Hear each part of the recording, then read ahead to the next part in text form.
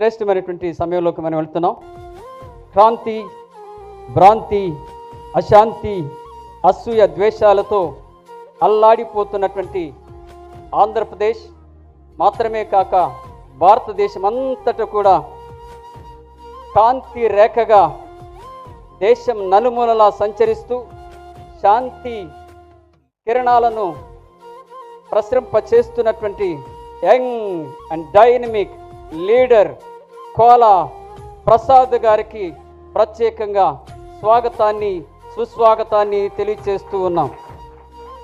ఎందుకంటే నూజివీడు పట్టణ సేవకులందరి సమక్షంలో కోలా ప్రసాద్ గారి యొక్క రాక ఒక కేక. నూజివీడు ప్రాంతానికి ఇది ఏరువాక. దైవ జనుల హృదయాలను తట్టిన భాగ్యరేఖ. క్రైస్తవ ప్రపంచానికి కోలా ప్రసాద్ గారు ఒక శుభలేఖ. ఆధ్యాత్మిక ప్రపంచానికి కోలా ప్రసాద్ గారు సువర్ణ రేఖ.